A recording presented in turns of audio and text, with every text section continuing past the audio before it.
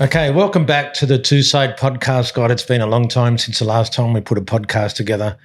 I tell you what, it's fucking hard to find people who haven't done a podcast. Every single person has a podcast these days. To actually find somebody that hasn't done a podcast is almost like trying to find gold. So whether I continue to go forward and do these each month, once a month, I can't promise, but the success of the last couple have given me the motivation to do this one. And I tell you what I find funny when it comes to podcasts. Like if I was on, hold on, except for me, because if I go on separate podcasts, I'm that fucking old that I've got so many stories to tell that even if I went on every podcast in the world, I would still have a different story. But you know what's funny? If you see a guy do a podcast and then the same bloke's on another podcast and then another podcast, unless they fucking reinvented themselves, why would I listen to them on so many different types of platforms? Yes, but we've all got our own little swag and our style that we do our podcasts, but really their stories don't change all that much. So whilst I think the new generation of podcasting and social media, I really find it, in actual fact, I see now the younger generations probably spend more time on their tablets and speaking and listening to podcasts than they actually do as far as watching just mainstream TV or cable TV, especially when there's no NRL or sport on. But anyway, I've found a guy that hasn't done many podcasts. It's certainly not the circumstances I wanted to talk to him about he should be playing football and doing what he does great. But right now he's in a different position, and I'm going to share some of his story and talk about what he's going to be doing in the future. I'm again with my partner in crime, Becky Amadowski, and I want to welcome Junior Amone to the podcast. Thank you. Junior, just so we can give a little bit of a backstory who people don't know unless you've been living under a rock. So Junior plays as a professional footballer, played with the Dragons.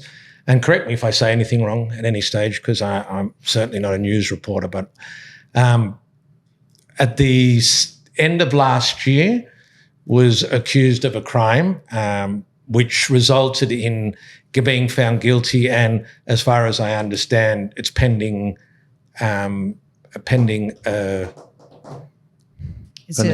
Yeah. Appeal, yep. Pending an appeal. So we can't really talk about that too much, but the result and so I'll just cover that because we're now in 2024. So actually, this was end of 2022. So was it? Was it 2022? It happened. Yeah, November 22. So we're just over 12 months now. But so, in the first part, when you first got charged with the crime, were you stood down? I was stood down for like a bit of pre-season, and then some stuff came to light, and then they allowed me to play in the 2023 season, which I ended up playing about, I think, 18 to 20 rounds. Yeah. And then came last year, at the end of last year. And so the result obviously didn't go your way, but hopefully justice will go your way, and I certainly will be praying for you on your appeal, which comes up in April. In the interim period, they've stood you down completely. Yep. Okay, so was that the NRL, or was that the club, or was it both? No, it was the NRL's decision to do that. To stand you down, yeah. Okay.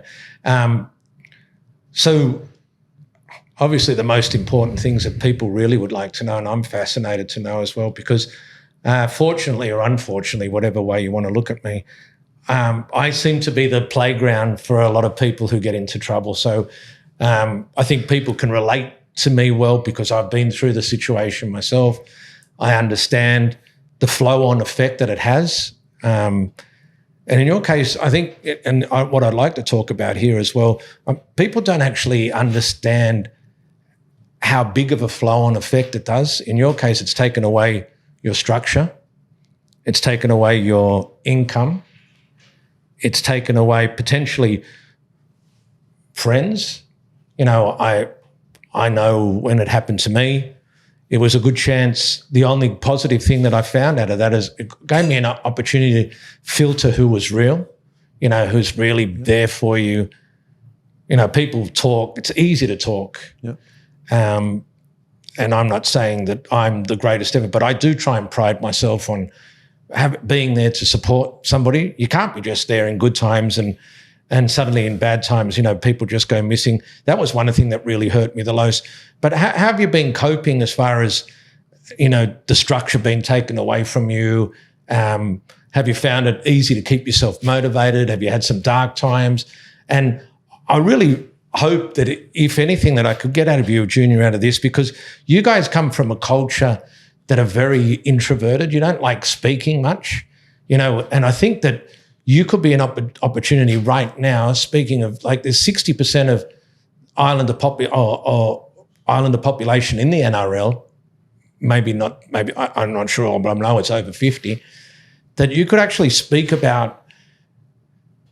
It's almost like when something happens to you guys, it's you go into a confinement, or do you understand what I'm trying to say? And I think it'd be an opportunity to see how that side of the culture reacts to situations like this. Yeah. It's just I feel like it's just the thing we do when we were raised. Like if something ever happened, that we'd just be like, oh, brush it on the shoulder, or like you say something and then they'll be like, nah, it's nothing. Like leave it. Like it's nothing to worry about, and you'll get over it. And I think it just builds up in the culture that we're in, that like we should just hold it to ourselves and get over it, kind of thing. And especially over the last 3-4 months, I feel like talking really does help. Like I've got a good support system around me, and the more you get off your chest, the clearer your mind is. Then you can just get on with life, I guess. And that's what I'm trying to do. I've got people around me that I can talk to and vent to, and that's just got me, got me on a lot better than what I used to do, just holding to myself, I guess. And I sort of feel that, and again, I've had a little bit of exposure. I used to have some Islander people that lived next door to me, and I was very, very close.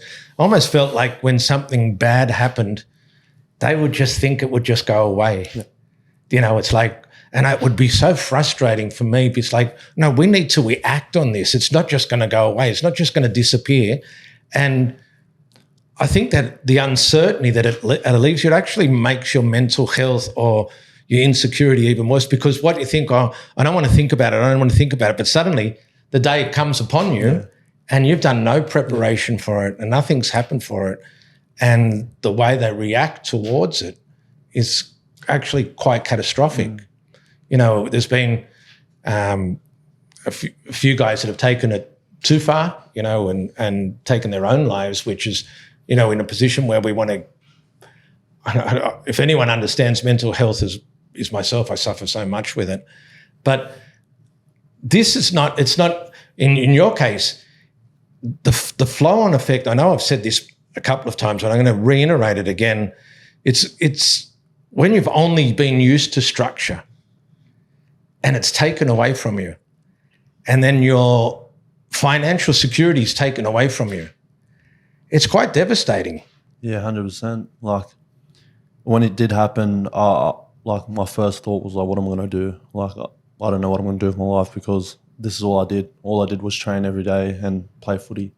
So like after that was taken away from me, I like kind of just stayed to myself for a bit, and just seeing who came and who left and who supported me. And lucky enough, I got the real ones like by my side, and like everyone reached out to me, and I'm slowly finding my feet now with a good routine that I'm in, and pretty much like I'm training pretty much myself every day, probably one day off a week, and just getting that routine in. And then this year I'm just focused on training and getting fitter and stronger for when I come back. Do you sort of feel like you wish you had a trade, or?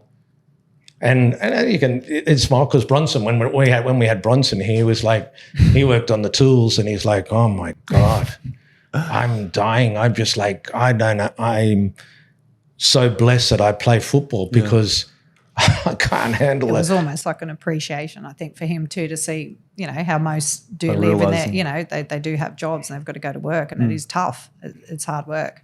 So, But we get to in a position like this, and that's why it's so important that, you've only got a small window period where you can maximize your income. And a penalty like this is very harsh on somebody like yourself, as opposed to, I'm not saying that it shouldn't be there. Please don't start judging me on, I'm not a judge. My job is not to punish those people who have already been punished. I'm here to support them and try to make the best version of themselves. But when you look at parity, a punishment to me, if I was just in a trade and you took me out of the trade for 2 years, I've still got about 65 other years where I can still work in it. Yeah. A punishment to you when you've only got about 11 years or 12 years of football, and 2 of those years potentially are taken away as earning potential, you put that down, that's pretty significant. That's a pretty significant punishment. Going away from that, you've obviously, has it sort of taught you what you took for granted? Yeah, 100%. Like, just not enjoying the little things, like going to training every day and like you're training with your mates and you're just doing what you love. And once that is taken away from you, you realize like how much it actually means to you. And like I see that now, and like it just opens your eyes, like kind of a blessing in disguise to not take it for granted again, I guess. And you're very fortunate. You've got a very big family, an extended family who support you. But at the same time, I don't know about yourself, but in my culture, my family is very, very heavily reliant on me as well. Like I'm a breadwinner.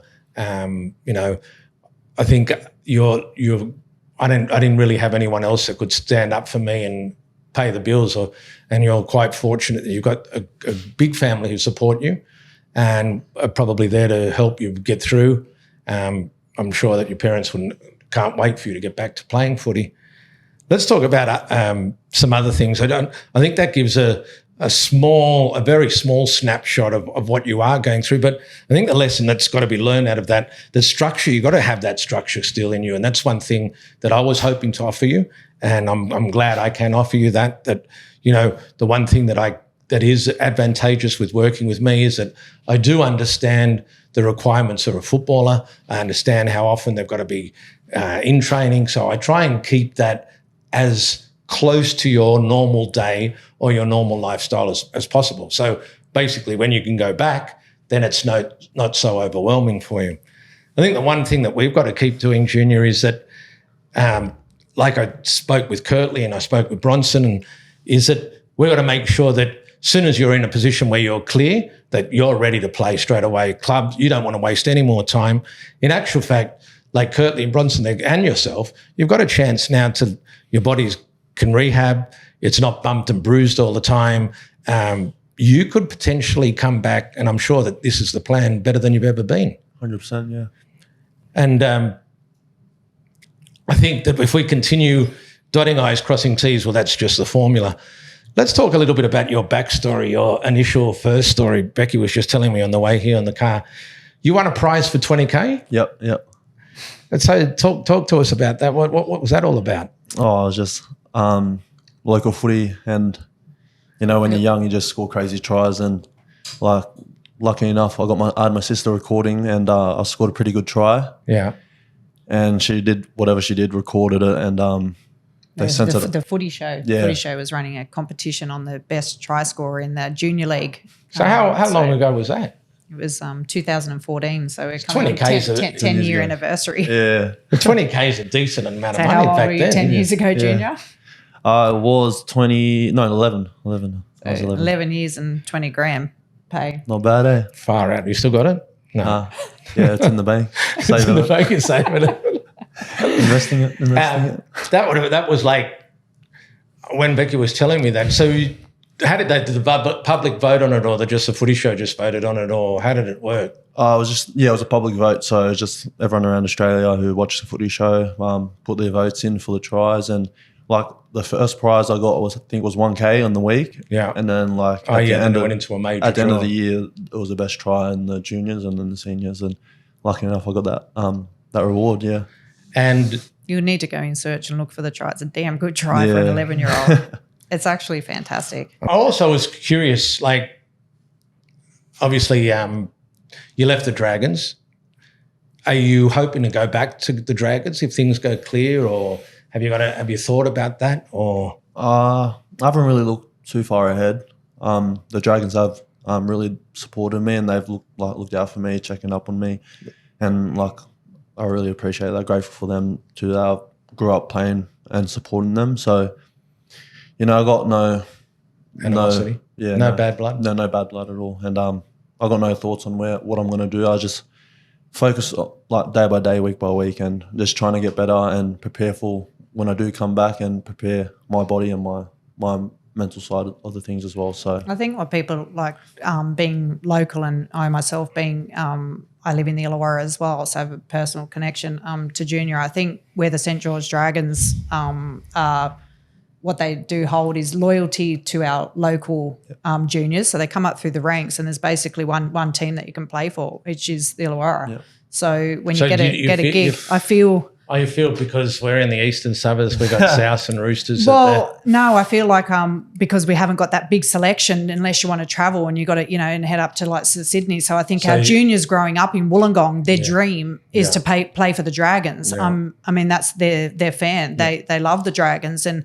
unless you live there and see how much people actually support them, and people might not agree that they're the best team in the league, they certainly have the support of Wollongong. And I think that's.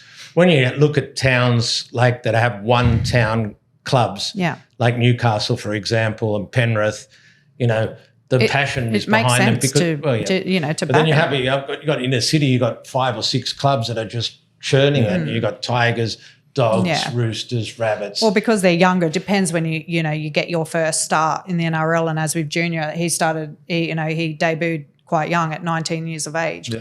To be able to still live at home, and and there was non-travel and not having to move out, and being a very close-knit family, he was able to stay there and have them all come and support him. And obviously having younger siblings and brothers that are still in the Wollongong League also, it's the loyalty, and what we speak about too is always being loyal to something. So I feel with Junior and his 2 close mates, as in Tyrell and Jaden Sullivan, all stuck with, the Dragons, and they played junior together, and then the 3 of them debuted and got to play. So that's a significant, memory for Junior to basically be able to have and play. So it's a fucking shit time, because right now there is a real lack of depth in halves. You could be going, this is an opportunity for you.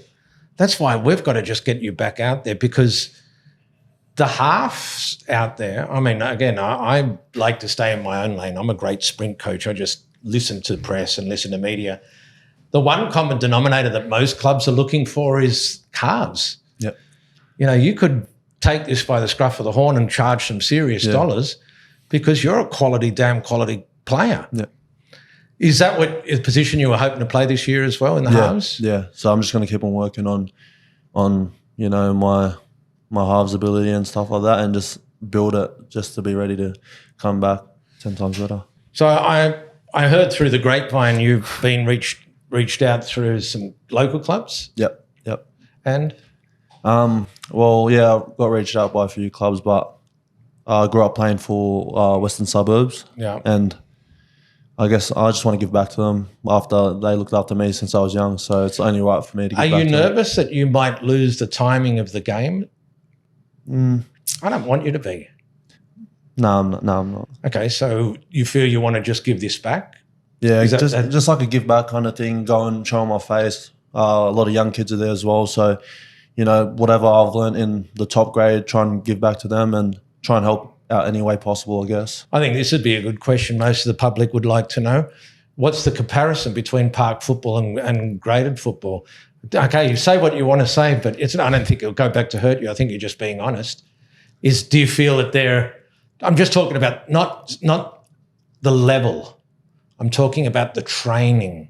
I'm talking, do you feel there's a big difference in the training, intensity, application, all these types of controllables, or were you surprised when you went to a local club and saw what the training was like? Now, don't forget, one plays for a living, the other one does it for a hobby. Yeah.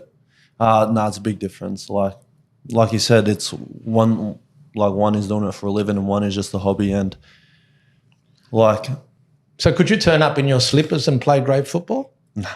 nah, it's still tough. I think the difference is that the boards, the coaches and the members even of those local clubs, their passion is at the level of an NRL team.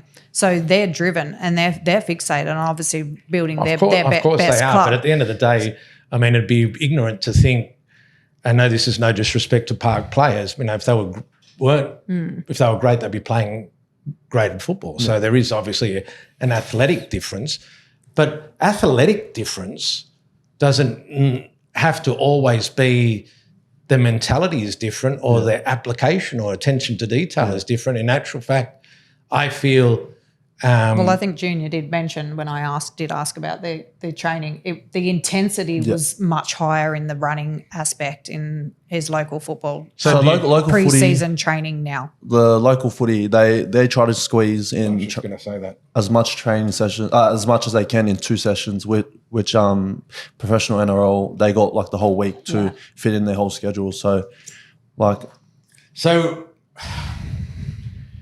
don't even actually know what the right formula would be, and it doesn't really sound. I don't know if more is better because we're of the adage now in these days that we do everything faster, stronger, quicker. But at the same time, when you only got 2 days, do you cram everything in 2 days, or do you just pick out the best of the program, what it may be, and do them great, as opposed to so many things? And this is where, I mean, I'd say they've probably got the experience over the years as to what works best. But I think the good thing about with the club football is, one, they work with a lot of either NRL players that have, aged out of NRL and come back to club football, or you get the likes of, people that obviously can't play in the NRL at the moment, and then they come down to club football. So they probably get a little bit of experience. I'm sure they ask or things, or do they ask of your opinions, of what you think should be used at training? Do they come back? Do they utilise you guys that have played NRL and get a little bit of feedback as to what would work great? Yeah, we got I think 2 ex-NRL players there, and I think they just ask for tips to see like if this is working or if this is similar to what we did in grade and whatnot. So just look, when you think about it, Junior, I mean, you'd know, but Becky, for how many attributes to a footballer there is, they play offense and defense. Then you're a half, so you probably have to I'm just talking in your normal NRL life. You probably got kicking training, then you got wrestling, then you got scrimmage, then you got recovery, then you got rates, then so then you're a park coach and you look at all these things that they do, and you guys are there 6 days a week, and they think, well, what should I do? How many of these things should I do that are compulsory, that I must be attending for just the 2 days a week? I'm sure that their gym sessions wouldn't be supervised, would they? No, we don't. I think they just expect us to do our own gym sessions. Okay. It's just all field. So would you say, well, you're in pre-season right now, so is it conditioning both days, or is it conditioning and skills? First 2 weeks is just run, and then I think now slowly they're building like skills into it, because we're still in a big group. It's from I think 18s to 3rd grade, 2nd grade, or 1st grade. So it's like a group training, and it's not really any teams or that sorted yet. But I think like slowly we're getting into skills, a little bit more skills, but just a lot of running. Yeah, I had another guy who was in exactly the same boat as you about 15 years ago, right? And I want to ask you the same question that he said. I'm not going to say who the guy is, because he said he got cut from an NRL team and then had to go and play park football for a while, right? And he said, mate, I just couldn't get motivated to play park football. I'd go there, the work ethic, just the attention to detail. I'm like, I've let myself down so bad. To his credit, he ended up coming back and playing Origin. Do you feel the same, or you're happy to be motivated to be there, and it's like you're not looking down at these guys and saying, look, shut up, I know. And I'm not saying for 1 second that this guy also felt like, oh, I'm too good to be here. But he said to me, getting in a car and driving to the local park as compared to going to the stadium, he said, I just couldn't deal.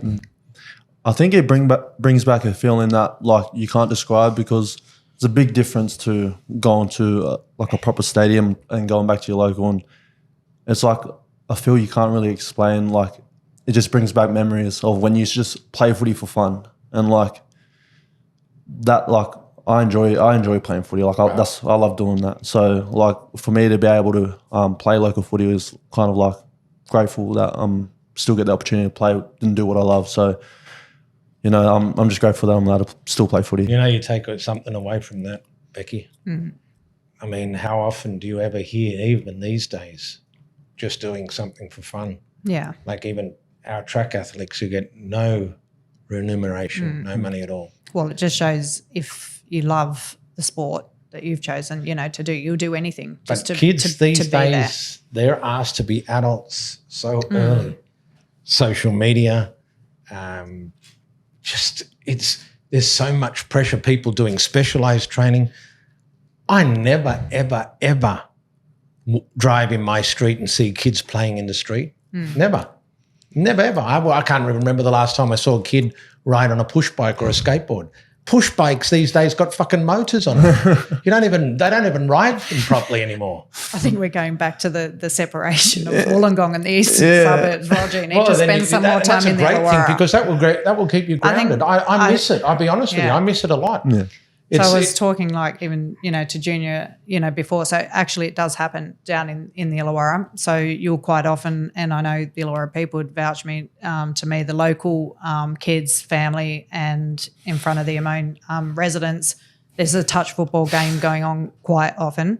They're quite often on the street. They do go up to the local high school. They play basketball. They do run around and do tag. Which is great. You've got to have, I mean, you get robbed of it early because you're put into a professional environment. And I mean, and this is talking whilst even Junior is playing NRL too. So he doesn't get to that level, and then the juniors are like, no longer existent, you know, to him. So he often includes them. I was just talking about it before in community-wise, you know, and even still going on now. And we're fortunate that we've just had the school holidays and things like that too. He's taken it upon himself to create a little bit of a group and team, and he's been going down and doing kicking skills and football, touch football, and, you know, and helping them all, which, you know, they've been really appreciative of, and the juniors and that coming through. So, and that's including, you know, Bud himself as well. So for those two, and I can sort of vouch for, and, you know, Moses Sawley and that as well, that they've often got so much time for the junior ones coming through. So it fortunately for us, maybe because we're not from the big smoke, we are down, you know, country, basically, you know, areas. So kids still do get out on the street. Yes, they do play Fortnite, because I do witness that also. But they do get out in the street and they do play, and they do get on bikes, and they have got scooters. And no, none of us have the motorised scooters, but it's very, very often and frequent. And even after my, you know, some of my training sessions and all, they'll then start kicking the football around. It's a passion. It's just instilled, you know, into them. There are a lot of junior, you know, kids coming through the Illawarra that just live and breathe a football. I'll tell you one thing before we wrap this up. There's a couple of questions that Becky want to ask. You relate to this, I'm about to say, Junior, because I'm in exactly the same boat. If we weren't successful, we would never have been in this position, because if you were just a normal guy, you could have got your punishment or whatever it was, beat, and just gone back to living, no one would even know. Yeah. Like myself, I can't get a job now because I built myself up so high as far as the speed coach is concerned. So when I was working with the Roosters and the journalist wrote that article about me being in jail, so I actually am still being punished for being successful. If I went to get out and apply for a job, who's going to give me a job? As soon as they see it on my resume that I've been in custody, and you can't hide it these days. Yep. I'm going to be the first resume that's going to be pushed to the side, even without me getting an opportunity to see what I can do. I might be the best candidate ever. So it's almost that we're getting punished. Yeah, you're getting punished for what you did or what you're accused of. But if you were just a normal person, life would be almost back to normal for you and nobody would know any different. Do you like, I don't know how to propose this in a nice way, and even if I come across incorrect, Tom will edit it for us. And do you like the spotlight that comes along with being in your position? That everything you do has a significant effect as opposed to a person. Now, people are going to say, but you get paid big dollars. Your life is easy. You just got to go up and turn up and do your training. They forget about you getting bashed all the time on the field, and you can't just go out to a nightclub and if you wanted to pull your pants down or whatever it may be, if somebody comes to try and intimidate you, you can't fight back. Does that frustrate you? Or do you accept that this is part of your life? There's pros and cons of, being in the spotlight. And, for some people you can find, like, they find it tough, but I just feel like it just comes with what I want to do in life. And, it comes with the gig that I want to be an NRL footy player. It just comes with it. And so do you think about what the actual potential outcomes could potentially be before you do anything? Like, I don't know what it could be. Maybe you might want to go and gamble on a machine, or you might want to, how it's going to be perceived. Yeah, well, most of the time you're painted as the bad person if you're doing something a normal person will be doing. So you just got to think twice before you do something, I guess. And for example, if you want to go for a little gamble, like someone sees you there, one photo is all it takes for you to, go on the news or something. And, and suddenly everyone got a gambling problem, and then you're out of control. Yeah. But isn't that frustrating?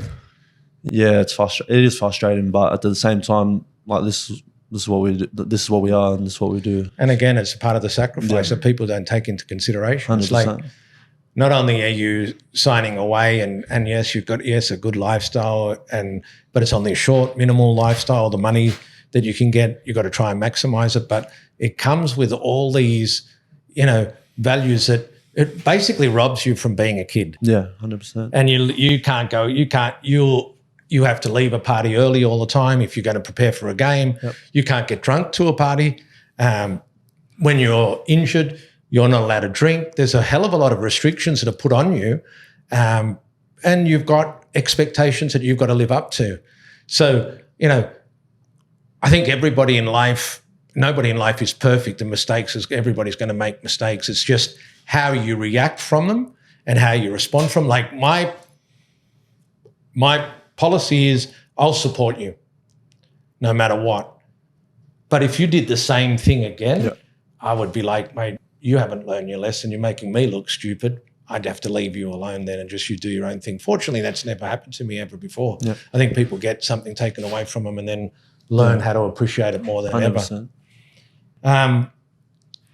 I'm wrapped up unless you have you got. I just thought maybe one of, just on a positive note, we probably should talk about Junior's career and how it's been from, basically from a young child, from the primary school Junior. What was it instilled in you then to, were you aspiring to be an NRL player? Was it a dream of yours you already had, or you just were picked up, noticed, and then you believed in yourself from there, or was it a goal? Was it your mission? No, that was my only goal. I never had a plan B, and footy is all I wanted to do. Even like when I was in school, teachers would always say like whatever, touch wood. What if you get injured or whatever? Like you gotta have a plan B. And I was like, nah, I'm like all my eggs in this one basket. And I just prayed for it and I worked hard for it, and it came. Yeah. You do have, and I think Roger might realise as well, you do have a little bit of an electrical background. No, I wouldn't get you. That's for sure. So he has done some trade in some study Really? and So you're education. an electrician? And air conditioning as well. Really? Yeah, bro. Oh, good. All right. Well, if you ever not make it, I'll try and help you out. I couldn't imagine you doing any. I can't even imagine you changing a light bulb. It's simple, mate. It's simple. Yeah, I'm the worst. I've witnessed it. But the most significant success, I think for Junior, even though he's played so many, NRL games, is he was able to represent his own heritage in Tonga. So he represented and played for Tonga in the World Cup. Yep.